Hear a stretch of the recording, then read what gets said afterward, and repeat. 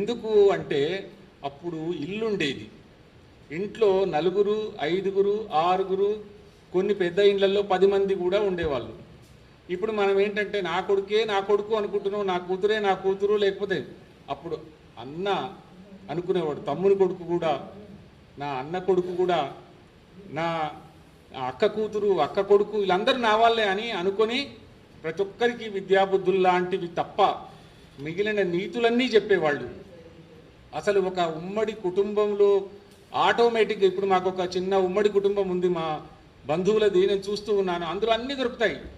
మనం పోగానే ఆ పిల్లవాడు వచ్చి మామూలుగా న్యూక్లియర్ ఫ్యామిలీస్లో లేని విధంగా వాడు వచ్చి మంచిగా పలకరిస్తాడు, తీసుకుపోతాడు, నువ్వు ఇక్కడ కూర్చో, నేను మమ్మీకి చెప్పి టీ తీసుకొని వస్తాను అని చెప్పి లోపలికి పోతాడు వాడు.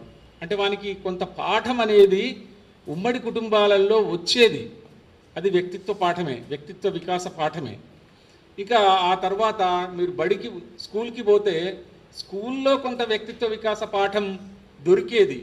అప్పుడు స్కూల్ అంటే మొత్తం సంపూర్ణమైన వ్యక్తిత్వాన్ని వికసింపజేసే దిశగా ఉండేది, కానీ మార్కుల కోసం ఉండేది కాదు. మరి ఇప్పుడు ఈ కాలం మార్కుల కోసం, 100 మార్కులు వస్తే చాలు మా వాడికి, ఎన్ని అవలక్షణాలున్నా పర్వాలేదు అనే రోజుల్లో బతుకుతున్నాం మనం. కాబట్టి వ్యక్తిత్వ వికాసం అనేది ఇట్లా కూడా అవసరమే అయింది. ఇక మూడవది ఇల్లు, విద్యాలయం లేదా స్కూలు, కాలేజు. మూడవది సొసైటీ. అప్పుడు సొసైటీ కూడా ఎక్కడైనా ఒక సంఘటన జరిగితే, ఒక చిన్న ప్రమాదం వస్తే 100 మంది గుమిగూడి 100 మంది ఆ ప్రమాదాన్ని తగ్గించడం కోసం ప్రయత్నం చేసేది ఆ గుంపు. ఇప్పుడు పక్కని చెల్లి ఎంత పెద్ద యాక్సిడెంట్ జరిగినా, అరే యాక్సిడెంట్ జరిగింది, మనం ఇటు నుంచి జరిగిపోతే తొందరగా వెళ్ళిపోతామని చూస్తాం తప్ప కనీసం వాడిని పోలీసు వాళ్ళని పిలవడానికి కూడా మనం ఆగేంత టైం లేని పరిస్థితిలో ఉన్నాం. కాబట్టి మనకిప్పుడు వ్యక్తిత్వ వికాస పాఠాల యొక్క అవసరం ఉన్నది. సో అట్లా వ్యక్తిత్వ వికాస పాఠాలు, వ్యక్తిత్వం ఎప్పుడు వికసిస్తుంది అని చెప్పడానికి నిజానికి వ్యక్తిత్వ వికాస లహరి రచయితలు చాలా విషయాలు చెప్పారు. అయితే మనం ఉన్నది ఉన్నట్టుగా, అంటే ఒక వ్యక్తి ఇందులో పుస్తకం రాసినటువంటి దాంట్లో సంపాదకులు రాశారు, అందరితోటి సత్సంబంధాలు ఏర్పరచుకొని సంయమనంతో మెలుగుతూ తమ పనుల కోసం అవసరమైతే వినమ్రంగా సాధించుకోవలసినటువంటి పద్ధతిని వ్యక్తిత్వం అని కూడా చెప్పారు. దాన్నే నన్నయ్య 11వ శతాబ్దంలోనే ఒక మాట చెప్పాడంటే, నువ్వు మంచిగా ఉండాలంటే ఇతరులు మంచిగా నీతో ప్రవర్తించాలి అని కోరుకుంటావు కదా, ఇతరులు నీతో ఎలా ప్రవర్తిస్తే నువ్వు ఆనందంగా ఉంటావో నువ్వు కూడా ఇతరులతో అలాగే ప్రవర్తించాలని చెప్పి ఒక పద్యాన్ని ఇలా రాశారు. ఒరులేయవి యొనరించిన నరవర అప్రియము తన మనంబునకగు తానొరులకు నవి సేయకునికి పరాయణము పరమధర్మ పదములకెల్లన్. ఇతరులు ఏవి చేస్తే నీకు కష్టం కలుగుతూ ఉంటుందో నువ్వు ఇతరులకు అది చెయ్యకుండా ఉంటే అది పరాయణము పరమధర్మ పదములకెల్లా, అన్నింట్లకల్లా ఒక గొప్ప ఉత్తమ లక్షణం అని చెప్పారు. అది ఈ పాఠాలలో భాగంగా మీకు వస్తూ ఉంది. ఇంకా అయితే ఎప్పుడూ అట్లాగే ఉండాలా? కాలం మారుతూ ఉన్నప్పుడు మనము ఇంకా చిన్నప్పుడు చెప్పిన నీతినే పట్టుకొని వేలాడుతూ ఉండాలా? అంటే మీకు పాతకాలంలో చిన్నపిల్లలకి కొన్ని కథలు చెప్పేవారు. ఎగ్జాంపుల్ నీకు ఒకటి చెప్తాను. ఏంటంటే కింద నక్క జిత్తులేస్తూ తిరుగుతూ ఉంటుంది అడవిలో, పైన ఒక కాకి కూర్చుందట. కాకి ఎక్కడో ఎవరో ఇంటికి పోయి ఒక రొట్టె దొంగతనం చేసుకొని వచ్చి నోట్లో పెట్టుకొని అది తినబోతూ ఉంది. అప్పుడు నక్క ఈ రొట్టెను కొట్టేయాలని ట్రై చేసే కథ ఒకటి ఉంది. నక్క వచ్చి కింద చెట్టు కింద నిలబడి, కాకి బావా నువ్వు చాలా బాగా పాడతావట పాట, ఒక్కసారి పాడితే వినాలనుంది అని అడిగిందట. అడిగితే వెనకట మేము చిన్నగా ఉన్నప్పుడు ఏం చేసేదంటే కాకి కావు కావు కావు అని పాట పాడేది, ఆ రొట్టె కింద పడేది, నక్క దాన్ని ఎత్తుకొని పోయేది. అది అప్పటి కథ. మరి కాలం మారింది కదా, మీలాంటి వాళ్ళు ఉన్న రోజుల్లో అదే స్థాయిలో ఉండాలా కాకి అని ఇప్పుడు కొత్త కథలు పుట్టించుకోవాల్సిన అవసరం ఉంది. ఏంటంటే నక్క బావ అంటది, కాకిబావా కాకిబావా నువ్వు చాలా అందంగా పాట పాడతావు, ఒకసారి పాడు విందాం అంటే ఆ కాకి అట నోట్లో ఉన్న రొట్టెని తీసుకొని కాలి కింద పెట్టుకొని కావు కావు కావు అని పాడిందట. అంతేకాదు కింద నక్క కూడా 21వ శతాబ్దంలోనే ఉందిగా, 2025లోనే ఉందిగా. అది ఏమన్నదట అంటే, కాకిబావా కాకిబావా నీ పాట కంటే డ్యాన్స్ చాలా బాగుంటుందట, మా వాళ్ళు చెప్తే చూశాను, ఒక్కసారి డ్యాన్స్ చేయవా అన్నదట. అప్పుడు కాకిబావ కూడా 2026లోకి ఎంటర్ అయ్యిండు. రొట్టె తీసుకొని మళ్ళీ నోట్లో పెట్టుకొని కాళ్ళతోటి డ్యాన్స్ చేసిందట. సో ఇట్లా మార్పులన్నీ జీర్ణించుకొని వ్యక్తిత్వాన్ని నిర్మించుకోవలసిన అవసరం ఉన్నది. ఇట్లా ఆలోచిస్తే వ్యక్తిత్వం అంటే కేవలం ఎత్తుగడలతోటి మాత్రమే ఉండాలా, నిజంగా సహజ సిద్ధంగా వ్యక్తిత్వ నిర్మాణం జరగదా అంటే మన భారతీయ సంస్కృతిలో ఉన్నటువంటి పురాణాలు కథలు చాలా వ్యక్తిత్వ నిర్మాణానికి ఉపయోగపడేటటువంటివి ఉన్నాయి. వీటి గురించి మీరు వందలుగా టీవీల్లో చూడొచ్చు, పుస్తకాల్లో చదవచ్చు, ఎక్కడ పడితే అక్కడ దొరకవచ్చు. కానీ నాకొకటి విక్టర్ హ్యూగో అనే ఒక రచయిత రాసిన లెహ్ మిజరబుల్స్లో ఒక కథ ఉంది. ఒక వ్యక్తిత్వాన్ని ఒక్కటే రోజు ఒక్కటే సంఘటన ద్వారా మొత్తం తిరగరాసిన ఒక కథ ఉంది. ఒక ఇన్సిడెంట్ నాకు గుర్తొస్తుంది.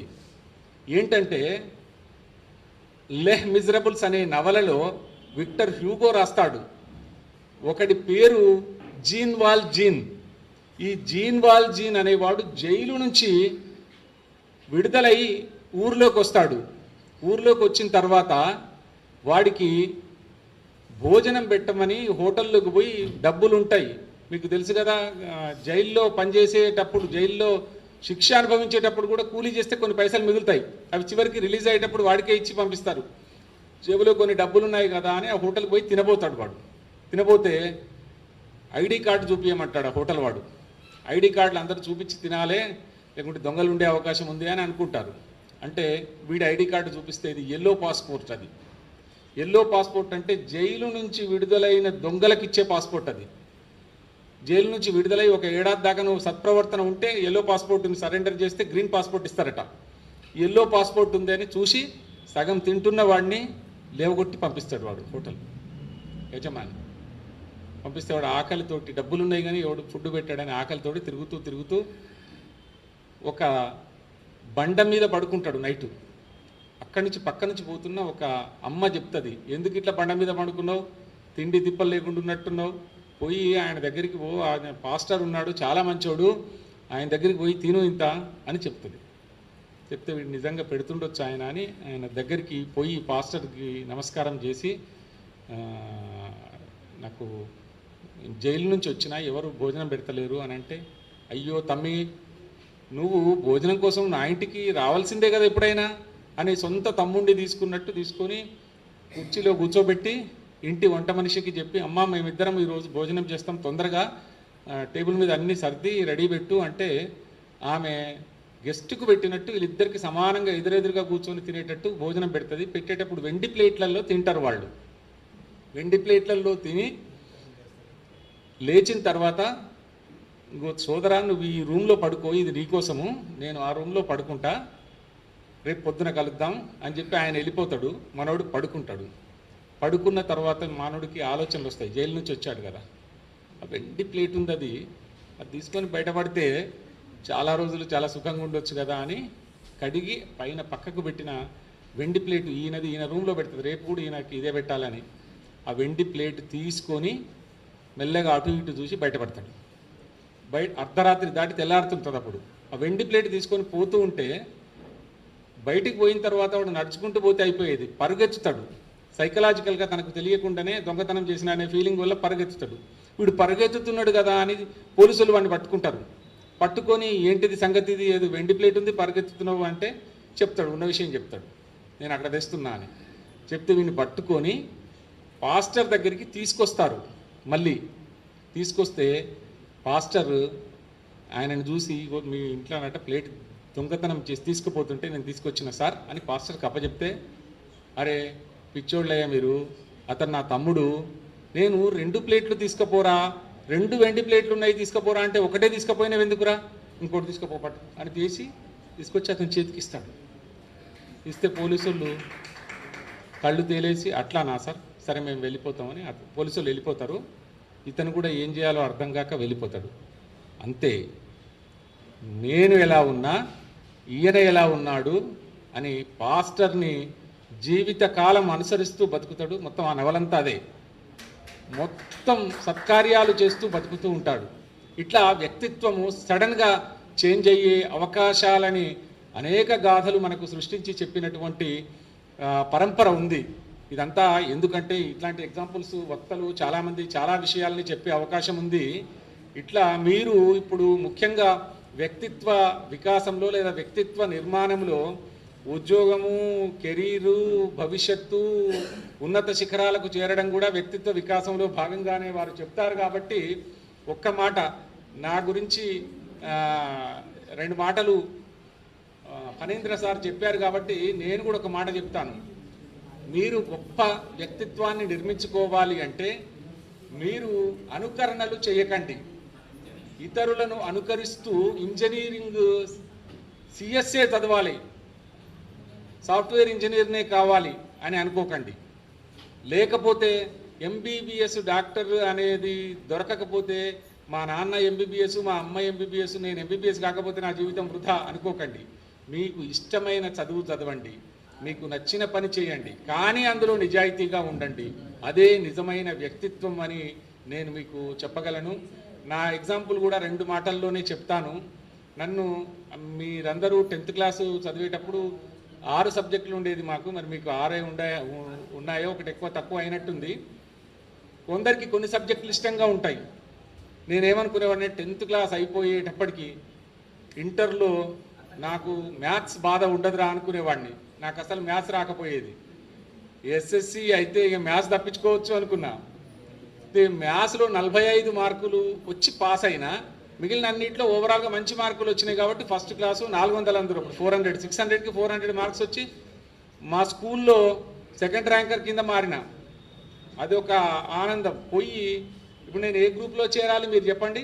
మంచి మార్కులు వచ్చిన వాడు ఏ గ్రూప్లో చేరాలి? ఎంపీసీలో చేరాలి కదా. నేను హెచ్ఈసీలో అప్లై చేసిన. హెచ్ఈసీలో అప్లై చేయగానే ఆ తీసుకునే మాస్టర్ చూసి, ఎవడరా వీడు నరసింహారెడ్డి, ఎవరు నువ్వా? నేనే సార్. బుద్ధిందా నీకు? హెచ్ఈసీలో అప్లై చేస్తావా? 400 మార్క్స్ ఉన్నాయి, పో అని ఎంపీసీలో చేర్చింది. ఎంపీసీలో చేర్చిన మరుసటి రోజు నుంచి నాకు అవి 10th కొంచెమన్నా అర్థమయ్యేది, కానీ ఇంటర్లో అసలు అర్థం కాలే. ఉర్దూ చదివినట్టు అనిపించింది. అప్పుడు మళ్ళీ ప్రిన్సిపల్ దగ్గరికి పోయి, సార్ నన్ను కనీసం బీపీసీ కన్నా మార్చండి సార్, ఈ లెక్కలు పోతాయి, బయాలజీ ఏదో చదువుకుంటా అంటే ఇక బలవంతంగా బీపీసీలో మార్చింది. ఆ తర్వాత బీపీసీ చేసిన వాడు ఏం చేయాలి? డిగ్రీలో బీఎస్సీ చేయాలి. నేనన్నా అక్కడనన్నా బిఏలో చేరుతా అని పట్టుబట్టి బిఏలో చేరిన. ఆ తర్వాత బిఏలో చేరినప్పుడు ఒక 2 సంవత్సరాల లోపల, అంటే 2nd ఇయర్ డిగ్రీలో ఉన్నప్పుడు నేను ఒక నవల రాస్తే ఒక లోకల్ పత్రిక డైలీ సీరియల్గా వేసింది. దాంతో నేను ఎట్టి పరిస్థితుల్లో ఎంఏ తెలుగు చేసి తీరాలని ఒక నిర్ణయానికి వచ్చిన. వస్తే నా చుట్టూ ఉన్న వాళ్ళందరూ ఏమన్నారు, సార్ అరే పిచ్చోడా ఎంఏ తెలుగు చేస్తావా, ఎంఏ తెలుగు చేస్తే ఉద్యోగం రాదు, అది రాదు, ఇది రాదు, చాలా ఏమన్నా రాకపోతే నేను ఎంఏ తెలుగే చేస్తా సార్ అని సెంట్రల్ యూనివర్సిటీ, ఉస్మానియా యూనివర్సిటీ రెండిట్లో తెలుగు ఎంట్రన్స్ రాసిన.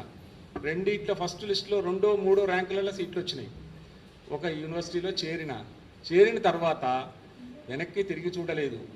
నా ఏపీపీఎస్సి గ్రూప్స్ పరీక్షల్లో కూడా నన్ను తెలుగే రక్షించింది.